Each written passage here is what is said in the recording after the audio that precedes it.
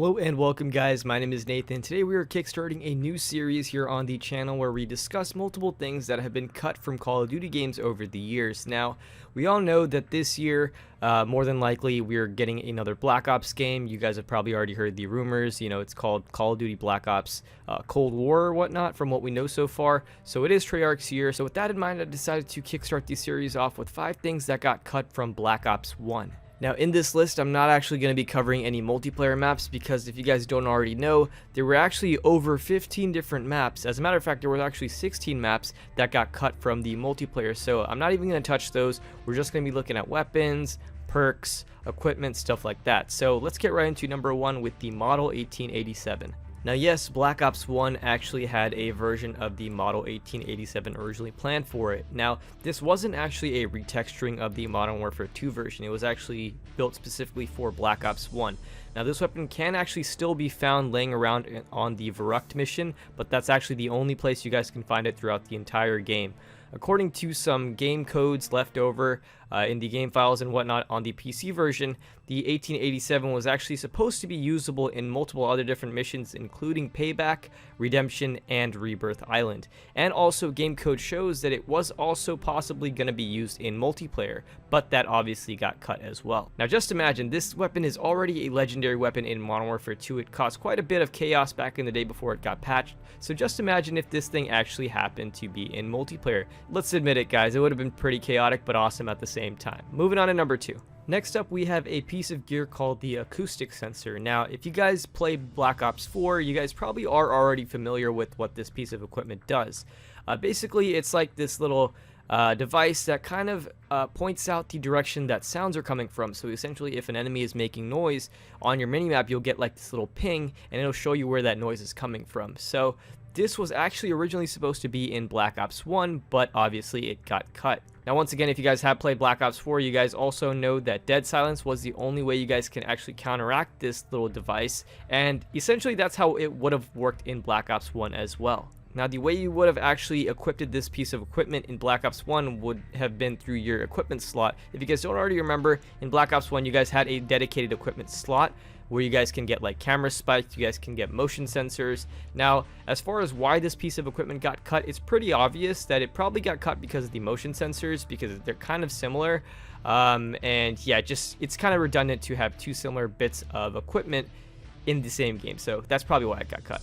Alright, moving on to number 3, we have something that's pretty interesting. It is the alternate death animation, or rather the original death animation for the Second Chance perk. If you guys don't already know what the Second Chance perk in Black Ops 1 is, it basically is a perk that lets you, like, once you guys are hit and you guys are dead, essentially you don't really die, you guys fall to the ground and you whip out your pistol that you have equipped, and you guys get a second chance to either kill someone, get revived by your teammate, or you guys can take the coward's way out and commit suicide. Now, in the finished game, when you actually hold your square button or whatever, the Xbox 360 version equivalent is, the death animation is just a standard death animation. You fall to the ground and you just pretty much die. But in the original build of the game, you actually held your gun up to your head and you actually shot yourself and committed suicide.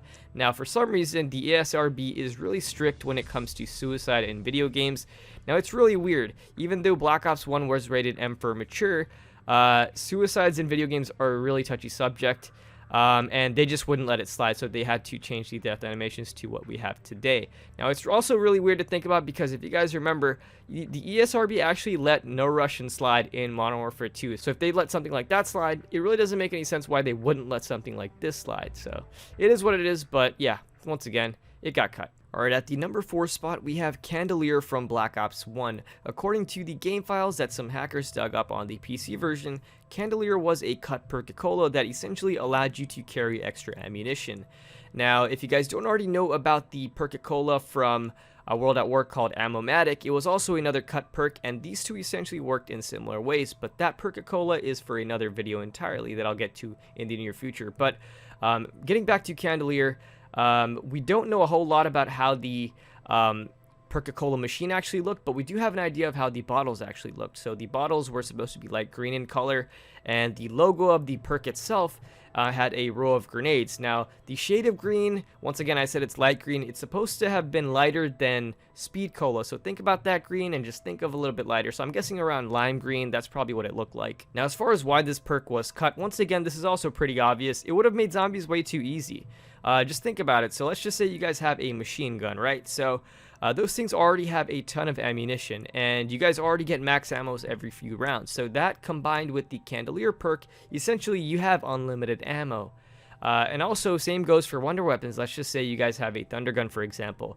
You guys have that thunder gun, you pack a punch it to the Zeus cannon, you guys get Candelier, and then you guys get the max ammos at the end of every few rounds. It's way too easy. You guys have unlimited training ammo. If you guys get stuck, you just blast those zombies away. You don't have to worry about running out of ammo. It's just way too easy.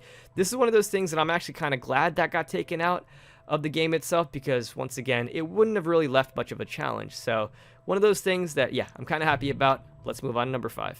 Alright, so for the last spot, I try to save the best for last. So for number 5, we have a cut zombies weapon known as the Sabertooth. Now, this was supposed to be an extremely strong melee-based weapon in the form of a chainsaw. Now, according to the game's files, this chainsaw actually used gas, so eventually you would actually need to reload it, just like you would reload any other weapon, but instead of reloading it with bullets, you would reload it with gas canisters. Now, each individual gas canister held a ammo count of 999 points, or gas points, or whatever the heck you want to call it, and you guys had a reserve of 999 gas. Now, since this weapon was supposed to be really strong, the reload itself took a mind-numbing 10 seconds long to reload. So yeah, you guys had to make sure you guys had some cover, or else you guys were probably going to die while reloading this thing.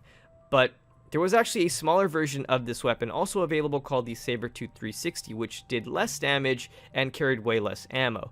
Both weapons actually had both Pack-a-Punch versions available. We don't actually know any details about that, like what their Pack-a-Punch names were, or how much more ammo they carried with Pack-a-Punch and stuff like that. But as far as how the chainsaws looked, there isn't a fully textured gun model available anywhere, either in the game's files or on the internet. I tried searching around, but what we do know is what the silhouette looked like. This picture that you guys are seeing on screen right now, this is actually what is available in the game's file. It's like this little silhouette, and from the looks of things, this thing would have been a beast of a weapon to actually use. But besides the fact that it's a long-ass reload, just look at this thing, man. It's got like this ninja star thing at the front that probably span or something.